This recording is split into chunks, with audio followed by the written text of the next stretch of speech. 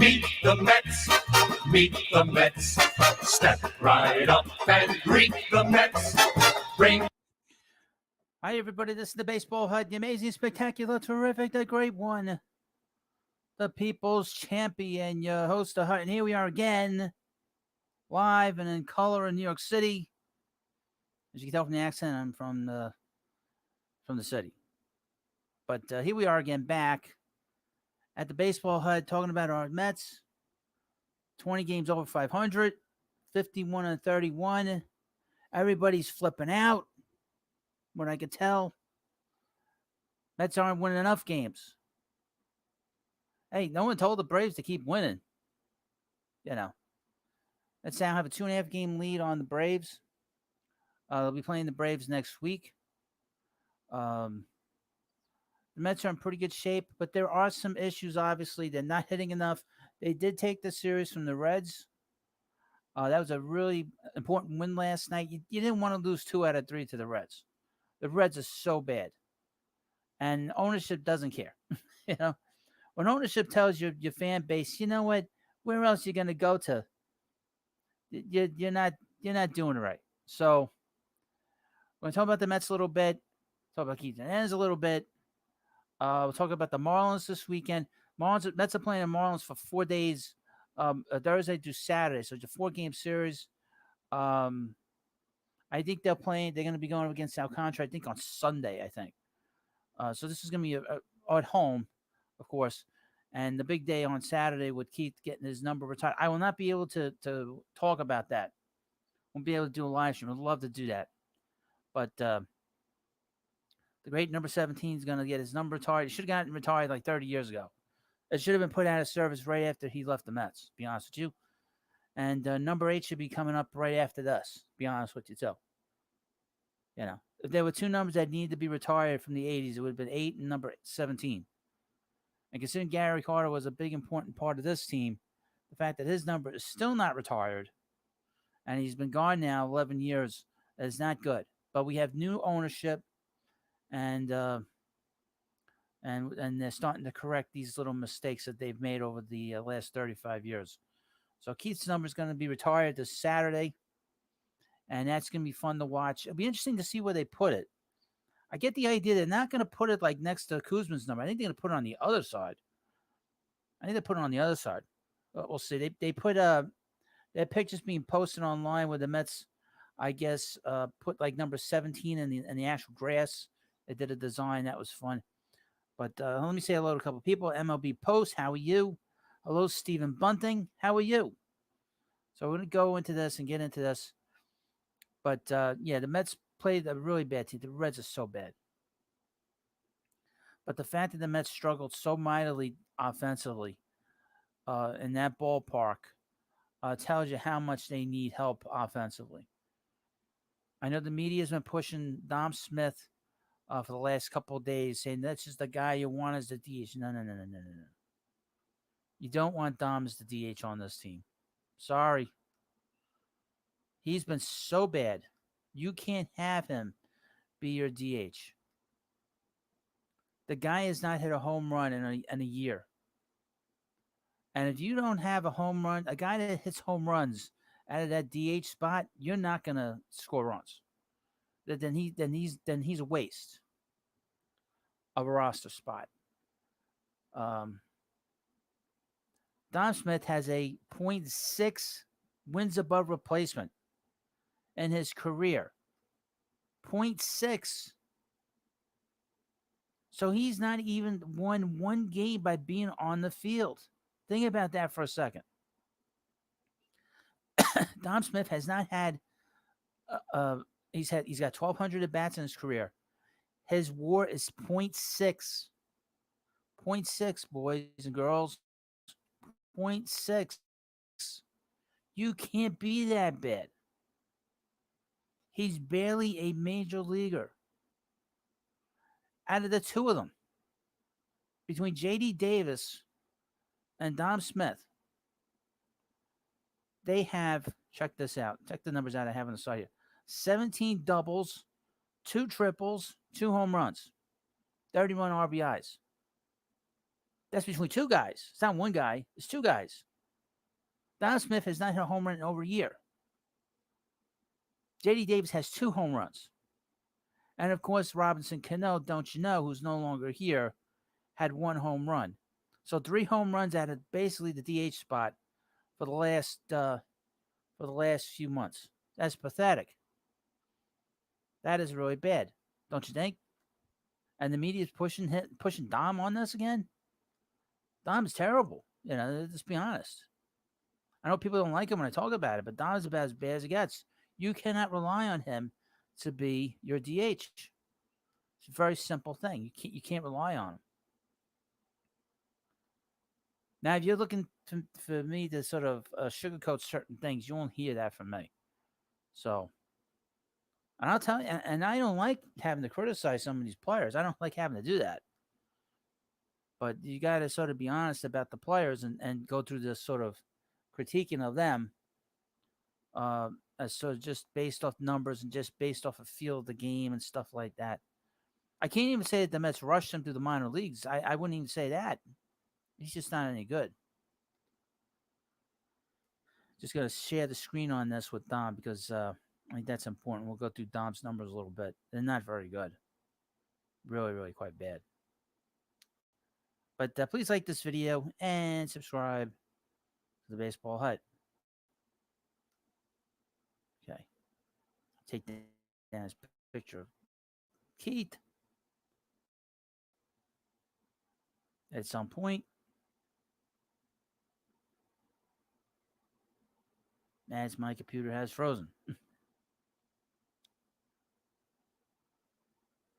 So please bear with me as I try not to bang my head up against the wall. Stupid. All right, here we go. There we go. So let's go through this a little bit with Dom. Not a big fan of his, as you know. Can't say that enough. Just don't like the way he plays. I don't like his offense, one iota. All right. So over the course of his career, he's hitting .249 with .6 wins above replacement. He's at 0. Now, I would point out in 2019 and 2020, he was above that. So in the other years, 2017, 2018, last year and this year, he's a negative player. Look at some of these numbers. 46 home runs in his career. Last year before the season, a lot of people were writing to me saying that the Mets need to trade Pete Alonso over Dom. Why? Why? Pete hit 53 home runs in his first season. This guy only has 46 home runs. Only has 46 home runs in his career and 1,200 at bats. And Pete's got what, 120 something in his career with fewer at bats or about the same. Hello, Southern Cal Mets fan. I want Ohtani as our DH and number 3 starting pitcher. I know I'm crazy, but why not sell the farm for a whole World Series ring? Come on, Epler and Ohtani are home. Let me tell you something, Southern Cal Mets fan. You're crazy. You are crazy. Because they're not trading him in season. Okay, and how many games have the Angels won since he's been there? Nothing. They've won nothing. Okay? They've won nothing, the Angels. He's not improved them one iota. And you can't rely on that. You can't trade all your players. You can't do that. He's a sideshow. I'm going to be honest with you. He's a great player. He's great talent. He should start the All-Star game for the American League. But he is not anything that can help you over the top. All right. So this is some of the numbers with Dom. 25 from 113. He's not playing the outfield anymore because they know he can't play the outfield. 10 doubles, 1 triple, no home runs. He has no home runs. And not only that, but he hasn't had a home run since last July. That's how bad he's been. 17 RBIs. Now, he had a good night last night, but those are few and far between. The one good thing that he's doing right now is he's getting his value back up. Because his value was nothing when they sent him down to AAA. So right now, his value is at a high, or it's getting to be in a high. So the Mets are going to have to figure out a way to to trade him to some team that has a bullpen piece. This team needs a little bit of help with the bullpen. They need another lefty in the bullpen, and they need a right-handed pitcher that can come in late in the game in the 8th inning. I like what I've seen from Ottavino, but he's a little shaky, I think, career-wise. And I don't trust Drew Smith. I certainly don't trust Seth Lugo under any circumstances. So the Mets are going to have to find. I told you the perfect guy for the Mets is David Robertson of the Cubs. Because Robinson pitched with the Yankees, so Epler knows him. He's pitched in New York. He's pitched in Chicago several times. He's not afraid of the pressure. He's not afraid of the big spot. And he was a closer with the Yankees for a year, and he pitched really well when he was the closer after Rivera retired. So that's a guy the Mets should be looking at. It won't have to cost them a lot. Obviously, we're a little less than a month away now, 26 days away from the trading deadline. So 3 weeks really from Monday. We're going to, from Tuesday, 26 days. I don't think that's right. 26 days. It's 4 weeks from now, a little under 4 weeks from now. We will be, hopefully the Mets can get him. That is the perfect guy for the Mets. The perfect guy for the Mets is David Robertson. He's with the Cubs right now. He's going to get moved. There's no doubt in my mind that he will be moved as somebody that's going to help someone down the road.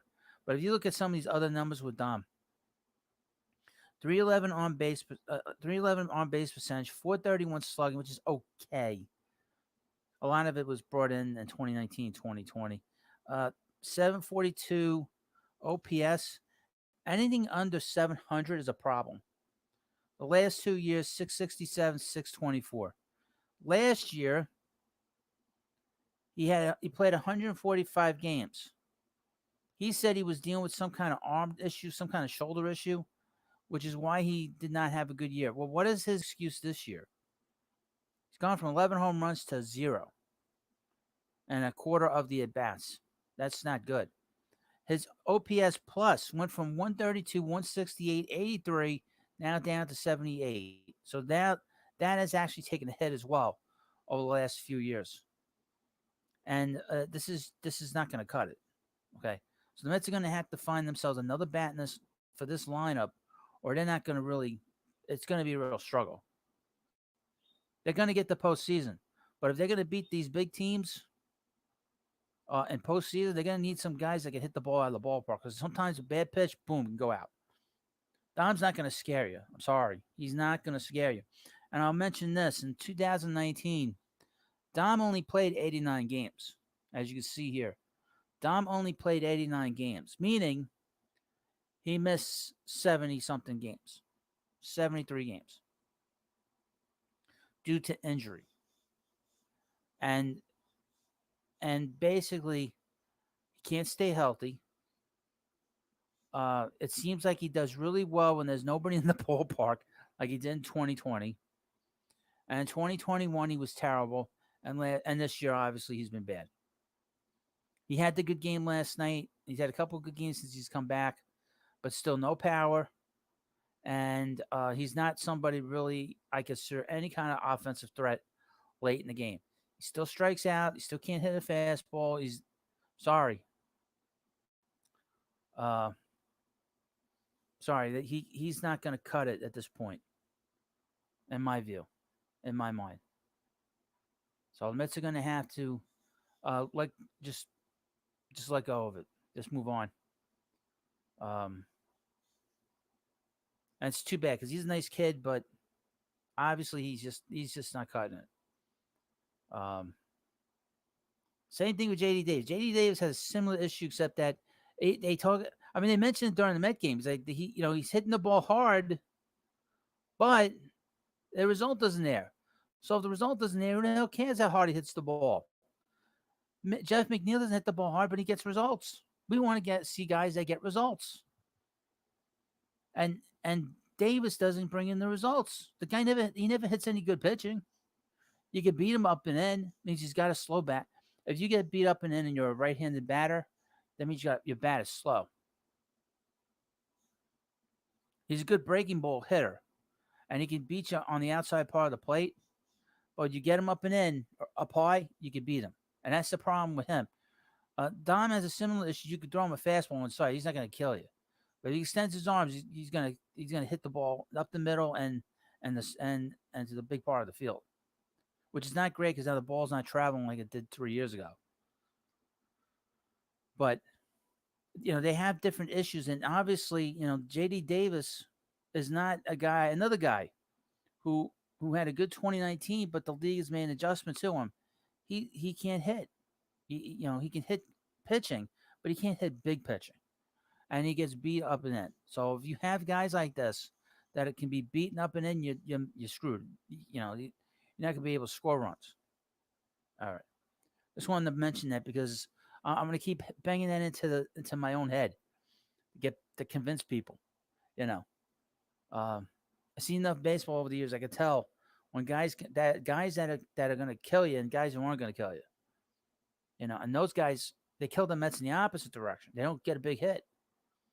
And if they do, it's not on a fastball. There's nothing worse than a guy who can't hit a fastball because then he frustrates the hell out of you when he's able to hit the breaking balls. But I just wanted to bring that up. And obviously, who's pitching tonight for the Mets? I forgot to look. It would have been nice if I checked. Today. Let's take a quick peek. Let's see. Now, please like this video and subscribe. Okay, Trevor Williams is pitching for the Mets tonight. Oh, boy. Trevor Williams. Then Chris Bassett is going tomorrow. Then Carrasco goes on Saturday. Another guy I'm not a big fan of. And Taijuan Walker goes on Sunday. Max Scherzer is going to pitch Monday in Atlanta.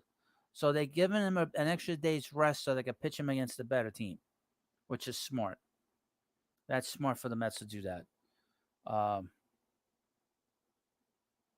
Just to mention this about Carlos Carrasco, because somebody wrote to me saying that I was crazy for saying that he's pretty much done. He's had some good starts here, but 63 of his last appearances, which goes back to when he pitched for the Indians, when they were known as the Indians, not the Guardians. I had saw on Baseball Reference that 63 of his last appearances, he's given up 51 home runs. Does that guy sound like a guy that has a lot going on? He doesn't have much left. You know, um, once they start getting some of these guys back, once they get, um, they're able to sort of get Scherzer, moving in this rotation, and once they get DeGrom back, they're going to be in good shape, and they won't need to sort of rely so much on Carrasco so much. Now Peterson's pitched well. He didn't pitch well last night because he didn't feel well, I guess. Running around, I guess, and having to deal with some little brat. Some little brat made him sick. Now, he probably hasn't gotten enough rest, and it's probably why he pitched so poorly last night. He wasn't feeling well. He was sick. But but the Met pitching is in a weird state right now because guys are starting to come back, and you don't want to make a move for a starter and give up pieces that you don't want to lose. So they're in a weird, and then you're dealing with guys that aren't like reliable in terms of their health, like DeGrom is. He's supposed to pitch tomorrow night, I guess, against Daytona, I think, on the road for the St. Lucie team. After that, he's supposed to pitch again on Wednesday. If everything goes well tomorrow, I won't be able to do tomorrow's game, by the way. I won't be able to cover it. So I won't get home until 7. So I won't be able to sort of do a live stream of that because I thought that was really good on Sunday. And then the St. Lucie team plays again. They play on, and his spot will come up in the rotation on Wednesday of next week. So in all likelihood, the next day for DeGrom to pitch after Wednesday would be the following Monday. Now, the thing about the following Monday is the All-Star break. All the teams go on a break. All of them. Major leagues, the minor leagues, everybody. Everybody goes on a break. And because of that, he's not going to be able to pitch against other teams. So the Mets are going to probably have to do a simulated game for him to pitch. So that's going to be very interesting. That's going to be very interesting for the Mets to have him pitch probably against minor leaguers. And we won't be able to watch it. So the Mets are going to watch him. Probably really watch him. Probably Buck's probably going to go down there. Epler's probably going to watch. Because that'll be when they decide if he's going to come up. The next time his spot in the rotation comes up is that Saturday. The Mets are home on Saturday. So he will be the next time he pitches, probably in the major leagues, will be next Saturday, the 23rd. July 23rd will be the time he pitches at home, and it'll be against the Padres. So that'll be a very, very exciting day and a very exciting night. And it'll be interesting to see where they put Scherzer. Because now Scherzer is supposed to pitch on Monday, Tuesday, Wednesday, Thursday, Friday, Saturday. So in all likelihood, he'll pitch on Saturday against the Cubs before. So he'll pitch Saturday against the Cubs in Chicago. And then that Friday, probably in all likelihood, he'll pitch and he'll have an extra day's rest. So that's probably why the Mets did this. They give him an extra day's rest. They'll pitch him again that Friday coming back from the All-Star break. So they would have Scherzer and DeGrom coming back against the Padres. Oh, my God, the Padres. I know the Padres are good, but do they really want to face those guys coming back from the All-Star break? I mean, the Mets will have to go up against Musgrove. But boy, oh boy, that is rough. But that's exciting, So this is what we have to look forward to. That was exciting. Yeah, I mean the live stream was great on Sunday. I won't be able to do the game on Wednesday because I think I'm working early. So and that game, the minor league game comes on at 12, as well as the Met game against the Braves. The Mets actually play a home game, a road game against the Braves early on getaway day. They don't normally do that with the Braves. The Braves usually let the Mets. They usually make the Mets play late at night, and they got to do like a travel night. And they're not doing that to them this time. But yeah, so things could be lined up really well coming out of the break. They play the Padres, and I think right after that they play the Yankees. So it's going to be a lot of fun. And again, that's Sunday before the All Star break. I will have a big live stream after the Met game because the draft is coming on at 7, and the Mets have 2 of the first 30 picks, and I will cover that here on the channel. And I'll talk about them. Talk about the draft for the first, the first hour or two or whatever it is. So that's exciting. And at some point, I'll be on camera. I was going to be on camera the last few live streams, but I have not set up my air conditioner yet. I'm in the other room, so I can't do a live stream sitting there roasting. And it's been hot here in New York the last couple of days. It's been a weird summer. Usually we get like really hot weather, like 100-degree weather for a couple of days, and then it's hot for most of the summer. We haven't had that yet, so I haven't set my other room up for the air conditioning. I keep putting that off. So I'm gonna go over the names. I have a bunch of names here. That we can go through that are different names. And there's so many bad teams, but they don't. There's so many bad teams that just don't have the talent that you want to. There aren't any difference makers in this in this uh, in this trading deadline. Unfortunately, I got this article here from Odyssey, which is the CBS WFAN thingamajig. Yeah, there's no Cliff Lees that are going to be moved before the trading deadline. That's the best. That's the worst part.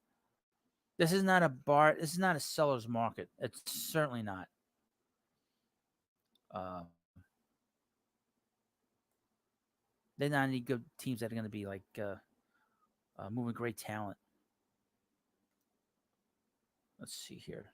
Please like this video, of course, and subscribe to the Baseball Hut. Frankie Montas. Now, Frankie's not going anywhere right now because he injured his arm, I guess. So he's out for a couple weeks. So that's not good. Hello, Nelson. But let me just go through this on the side here. It's a little bit easier for me. Yeah, so Frankie Montas, he's hurt right now. We'll see where he goes. Luis Castillo, I'm hearing the Dodgers. I've been reading the Dodgers are a team that could be very interested in acquiring him. I don't think the Mets will be in on him because I don't think they don't want to give up that big talent. Then there's Brian Reynolds. We've been hearing him for the last year. I don't know if he's getting moved. The Pirates should hold on to him. I don't know if the Pirates have turned the corner yet, but they're getting close to it. This is a different name I'd not expected to see. Was Cedric Mullins. Cedric Mullins of the Orioles. I'd be surprised if they moved him. I don't know why they would move him.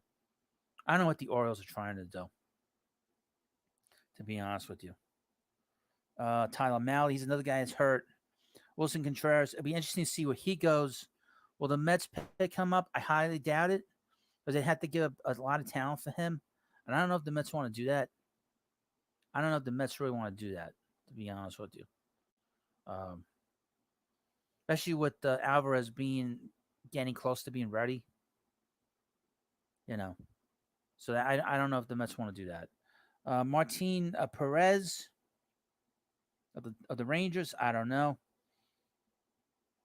Josh Bell is going to get moved. I mean, I don't have any doubt that he's going to be moved. I would be surprised if the Mets weren't involved in that. That makes a lot of sense for the Mets. Because, like I said, their offense has just been so bad at times. It's been so bad. He's been so bad.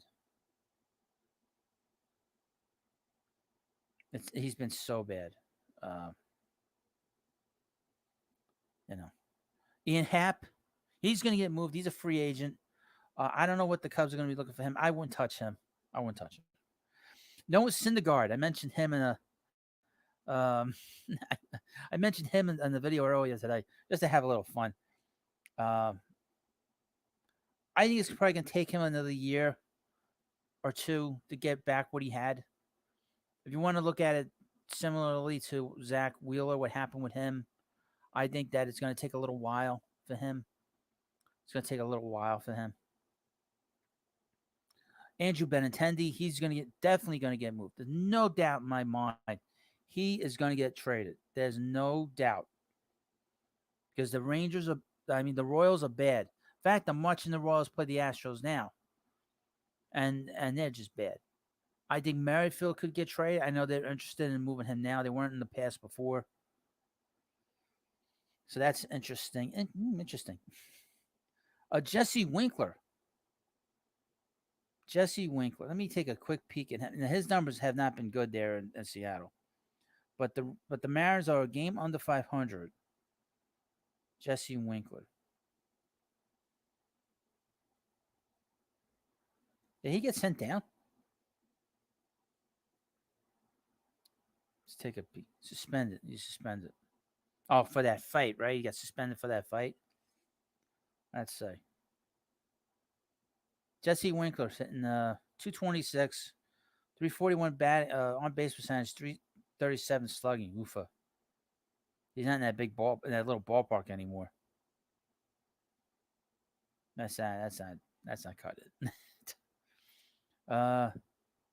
Merrill Kelly, I don't think he's going anywhere. Under any circumstances. I'd be surprised if he get moved. This from the Arizona Diamondbacks. Gary Cooper. I don't know about him. Brandon Drury's going to get moved. There's no doubt in my mind he's getting moved. He's definitely getting moved. No doubt. Because he's bounced around. He's having a career year. If I were the Mets, it's got to be a reason why they didn't bring him back in September last year when they were struggling so mightily for offense. There must have been a reason. So I'll take that into account that they probably didn't want to keep him for some reason. What that reason was, I couldn't tell you. I don't know.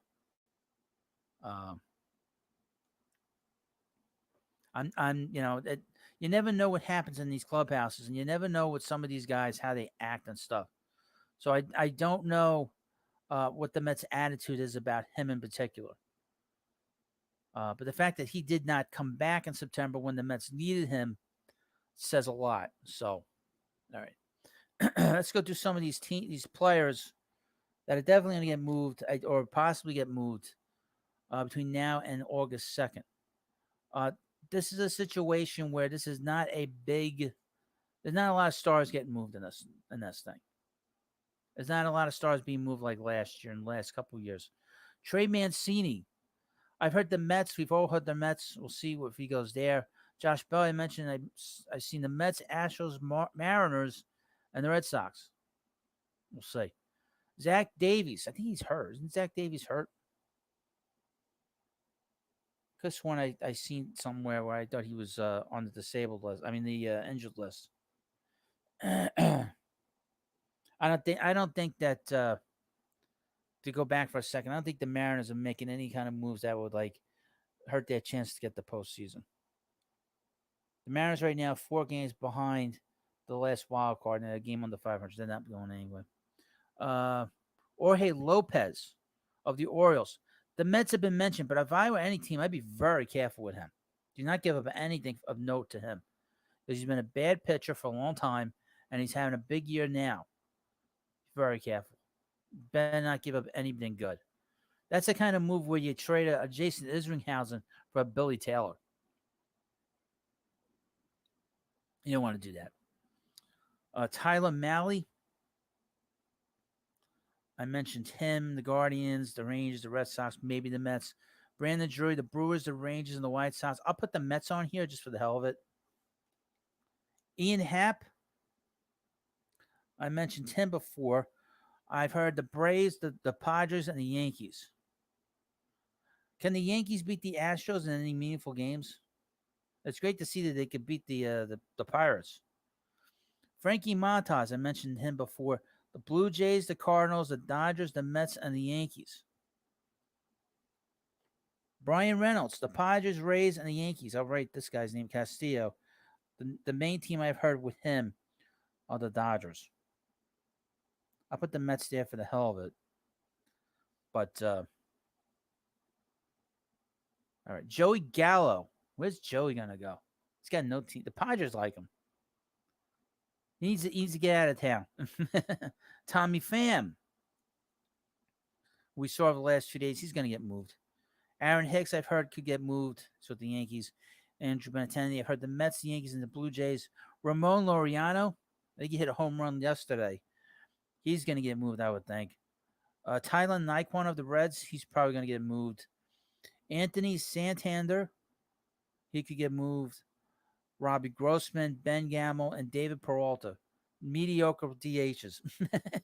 They could give. See, the thing about the DH, if you're a Mets fan, then they're going to have to give up a lot to get a DH. But they just need a guy that's going to hit for power. That's the guy. That's what they need. You know, the guy that's going to give them a jolt late in the game or a jolt during any part of the game. Nelson Cruz would fit that bill, but he's kind of old now. But those are the kind of players the Mets need. Plus, they could use probably another offensive piece on this team. I think I mentioned the Mets have had 3 outs in this lineup. Behind the plate, the DH, and third base, quite frankly. Now, the third baseman's picked it up, and I like him, but he really needs to push it more. He needs to really pick it up. If he's going to really earn that money that he's... I think a lot of it has to do with the pressure, too. He's coming into a big place. He's never played in a big market like this. So I think that's probably a big reason why his numbers aren't as good as they probably he'd like, and they should be. Michael Fulmer's probably going to get moved of the Tigers, as well as Andrew Chafin. I know the Mets have been kind of connected with Chafin, considering the Mets got rid of Chase and Shreve. But Chase and Shreve, what a disappointment. The guy pitched well the last 2 years, and one of the years was with the Mets, and the guy, he was terrible. He's terrible this year. Very, very, very disappointing that the Mets didn't get more out of him for this season. Major disappointment, quite frankly.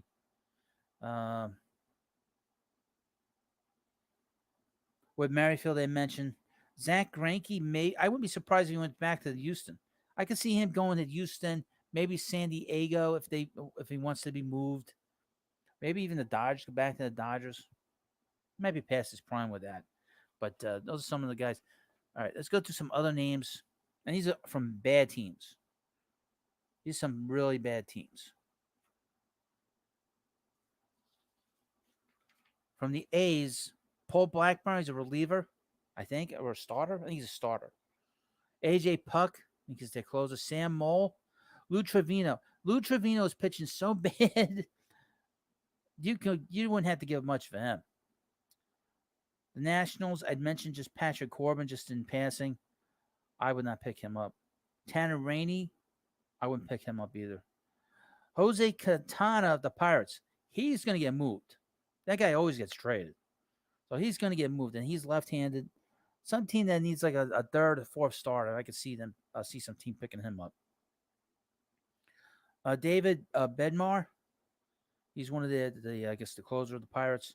The Cubs, I think I mentioned Wilson Contreras. Kyle Hendricks is hurt too, so I don't know where he's going to go. He's got another year on his contract. David Robertson. The Reds, I mentioned all those guys. I'll just throw this name out there, Joey Votto.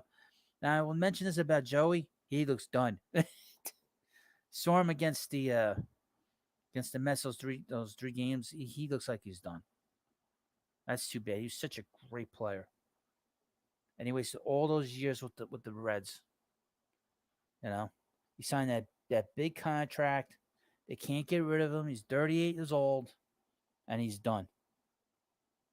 He got off to a bad start, and now he's completely, totally kaput. Completely, totally kaput. Done. Shot. It's too bad. Don't know if he's ever going to go to the Hall of Fame. All right. The Diamondbacks. I've heard Zach Gallen, but you'd have to give up a lot. Kyle Nelson, keep an eye on him. He's a lefty out of that bullpen. Although the Diamondbacks are 8 games back, they have 6 games back on the wild card. So they might be a team that. Uh, oh, Contreras is hurt, huh? Southern Cal Mets fan, isn't Contreras hurt, hamstring or something? Let's take a look. Let's take a look. I haven't seen anything. Let's take a look. No, I don't see anything. Yeah, I don't think he's hurt. Hendricks is hurt. Oh, hold on a second. NewJersey.com. Potential Mets trade target plays wait and see with injured hamstring. That's weird to see a catcher have a hamstring problem. Catcher Wilson Contreras, frequently linked to the Mets on trade market, was held out the lineup Tuesday in the Chicago blah blah blah blah. ESPN reports he left Monday's 5-2 loss to the Brewers midway to the 10th inning with the left hamstring tightness.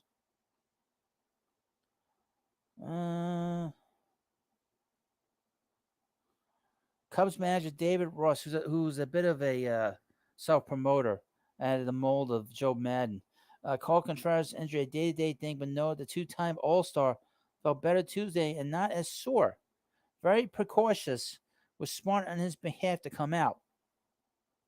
At the time he left the game, he was 0 for 5 with a pair of strikeouts. All right. All right. We'll keep an eye on that. But I hadn't heard this until you just mentioned it, William. Yeah, so Kyle Nelson is a guy that is a lefty out of the bullpen for the Diamondbacks. Then we have the Rockies. I've heard CJ Cron with the Mets. I wouldn't have a problem with that. I know that it seems like the Mets more want to get a left-handed bat with pop than a right-handed bat with pop. Charlie Blackmon. Does anybody want to see Charlie Blackmon on the Mets? No, I know I don't want to see him. I don't like him at all. There are players I like and players I don't like. He's one of these players I don't like. I don't like the way he plays. I don't like the way he looks. I don't like anything about the way he is as a player on the field. And he has not been nearly as good as he was a few years ago. He played a game against the Mets right before he started becoming a star, and he looked terrible against the Mets. It was like 6-7 years ago. He was so bad in this game. It was embarrassing to see how he embarrassed himself. And then all of a sudden he becomes like this all-star. I wouldn't touch him with a 10-foot pole. I'm surprised his name was linked to the Mets.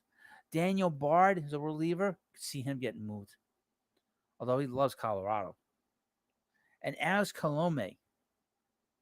I think he'll be moved too.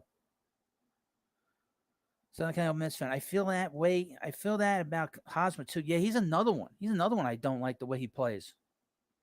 I don't care what anybody says. I think that play in the ninth inning, where he ran around and scored on that play in the ninth inning against Lucas Duda, was one of the worst plays that I've seen and on a field in a big game in a long time. To see that play in 2015, him running around and scoring on that ball, the only reason he scored because Lucas wasn't expecting him to run. It had less to do with that, because Lucas, if you watch Lucas all those years with the Mets, the guy had a good arm. He was very solid defensively. There wasn't any ball that he didn't throw that wasn't accurate when he was throwing the ball around. So they all praised Hosmer for making that play, and they killed Lucas. They've killed Lucas for years on that play in the World Series. But Lucas wasn't expecting him to run. Nobody was expecting him to run. But that's a bad baseball play. You don't score like that in the ninth inning in a World Series game, or even just a regular season game. I mean, that is about as dumb as I've seen on a baseball field in all the years I've watched games. And the guy scores, So and then after the game, the coach is like, "Well, we all thought that Lucas wouldn't have been able to throw the runner out." Bullshit. Lucas had a good arm. Lucas didn't make a good throw because he wasn't expecting him to go. He wasn't. Who's going to expect him to round third base to try to score? Nobody. And Darno was covering the plate. It wasn't like he wasn't. And the ball just sailed on him. It was so bad. It was so bad. A baseball play. And Hosmer also is another guy that doesn't have a lot of wins above replacement. I was shocked. It's not even over 20. I'm shocked. It's like 15, 16. From Southern Cal Mets. Thank God we didn't do that trade for Hosmer and Paddock. Well, the reason that trade didn't happen because the Mets weren't happy about the medicals on Paddock. That the medicals were so bad on him that they didn't want anything to do with him. So that's a big reason why that trade didn't take place. Thankfully, I thought the Mets could have done a lot better.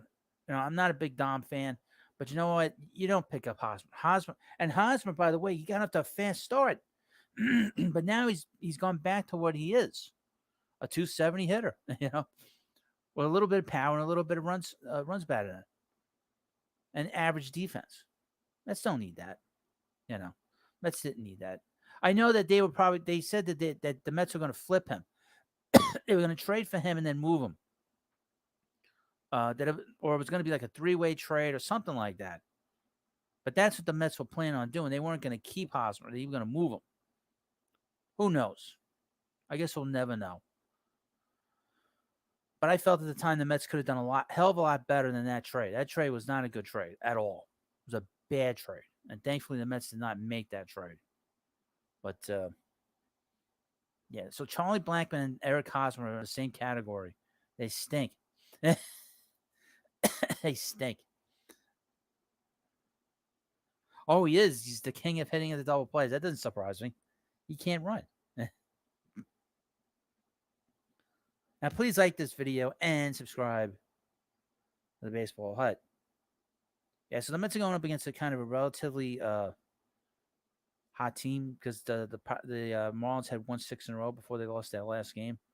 So they've been pretty good. Here's a little news on Trevor May. From Pat Ragazzo. Mets reliever Trevor May tells me he's set to throw his third bullpen tomorrow. He's hoping to face live hitters during the All-Star break before beginning a rehab assignment for AAA Syracuse shortly afterwards. Doesn't think he will need too long in Syracuse. Okay. We'll see. We'll see. They still need more bullpen help. They need at least two people in here. Two relievers, a lefty and a righty. David, if the Mets got David Robertson or Andrew Chafin, that's perfect, and a batter too. I'd be happy with that. Also, I mentioned this about Luis Guillorme. I think the rose is off of that. The bloom was off of that rose. The bloom was off of that rose. The guy, you can see why he hasn't been an everyday player. The guy's a great defensive player, but he's not an everyday player. And you're seeing it. And it says a lot about the Met offense when he's batting 5th behind Pete. Because at one point he's batting 5th behind Pete. And you can't have McNeil bat 5th behind him either. McNeil's a good hitter, but he's not a number 5 hitter. If the Mets didn't have such a strong top of the order, you'd bat McNeil second or third on it, first or second on this lineup. But you can't bat McNeil 5th. You can't. You can't. I told you, you can't. But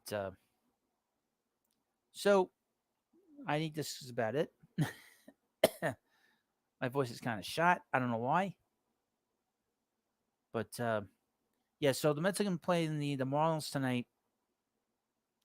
And Trevor Williams is pitching tonight. Max Scherzer is going to be pitching on Monday against the Braves. His next time to pitch again will be on Saturday. Victor Alamo. Who will the Mets go for? Go for what? Are they going to go for some bats? That's what they have to go for, Victor. They need to get some hitters in here to score some runs. I said this before the season. I said this for the last 2 years. The Mets are good because they always have good pitching, the Mets. The Met pitching is always good. It's always representative. It's always they always do well by them. but their offense is always the thing that holds them back. And until they get a more solid offensive team here, um, they're going to struggle to win games. Um, Now they've got off to a great start. They put a lot of bad teams early on.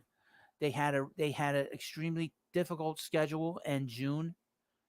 They played some of the best teams in baseball, and they finished with a above 500 record. Um, but they lost a lot in their lead because of the fact that the Braves got hot, and the Braves played a lot of bad teams as well. Victor Alamo, we need help in the pen. Well, they're gonna get it. You'd hope. I would hope that they get. I told you. I said a minute ago. Be either two guys I like to see. Andrew Chafin out of the left side from the Tigers. He's got a 2-year deal. He's in the first part of that deal. And David Robinson. Because Robinson can come in the 8th inning. And if they need him to close, they can close. And he's pitched in New York. He's pitched for Billy Epler. And it's all good. He's good.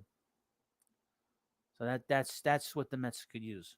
But they need help. They need offensive help. They get another bat here to be a run producer to really settle this lineup down. And you cannot play Guillorme every day now. I think in my mind he's not an everyday player. You can play him in a pinch, but you can't play him every day. And I know that they play him a lot because his defense wins a lot of games, and really does not cause any problems on the other side of the ball. But he can't hit. It's just not enough. They can't have all these outs in the lineup. Behind the plate, it's a different story because you got guys that can't hit, but their defense has been pretty good. I feel like when Nito is in the lineup, the Mets tend to score more runs. Although McCann had a big hit in that 10th inning, which was nice to see. But those guys are just keeping the seat warm anyway. They're just keeping the plate warm until Alvarez gets here. I think Alvarez will be here, if you want my opinion. I would mention that he's going to be at the Futures game on the 17th of July. I think he's going to be here sometime in August. I think if they make these trades that they need to make, help with the bullpen, get a bat or two in here, I would not be shocked if he was here in sometime in the middle of August. Stay tuned to see how well he develops in AAA, because he completely destroyed AA pitching. So I don't know where his development is and where the Mets look at him, but just off of my own sort of feeling on it, I think he'll be here in August. Because if he continues to do well in the minors, they're not going to hold him back. They're just going to bring him up. And here's the thing about the minor leagues now. They play into September. They don't get September off. So why have him play in September when you can bring him up in September? Even if it's as a DH part-time and catching part-time. That's another bat off the bench that nobody knows anything about him. So, that's my opinion. Whether that happens, who knows? We'll find out. Stay tuned. Well, stay tuned to this channel because I'll have videos up. I try to do one video a day, even just to say hello and just talk about the daily stuff that's going on with the Mets. There'll be a live stream on Sunday evening after the last game against the Marlins, and I will preview the series against the Braves. So that's going to be fun and nerve-wracking because when the Mets play the Braves down in Atlanta, they don't normally do so well. So we will have to sort of sweat that series out. And over the next few weeks, the Mets are going to be playing the Braves a lot. So we'll see where we are on August 1st. I think they'll still be in first, but it's going to be awfully tight. It's going to go into September. The Mets play the Braves a lot. The Mets have a very strange schedule in September. They play a lot of bad teams in September. The A's, the Pirates, the Marlins again. It's going to be – that could be a disaster. Because when you play against these bad teams, you better not lose to them. And then people make fun of you when they lose, Well, thank you for watching this live stream. Please, of course, subscribe to the Baseball Hut. Like I said, I'll be back on Sunday in a live stream. Keep an eye on the video for tomorrow and Saturday. And, of course, watch Keith's number get retired on Saturday. I won't be able to cover it, unfortunately. But I will be back in the video very shortly. So thank you for watching this live stream. If you're watching on replay, send me a super thanks. Thank you all for coming by. All the great comments. Thank you. Have a good day. And I'll see you later.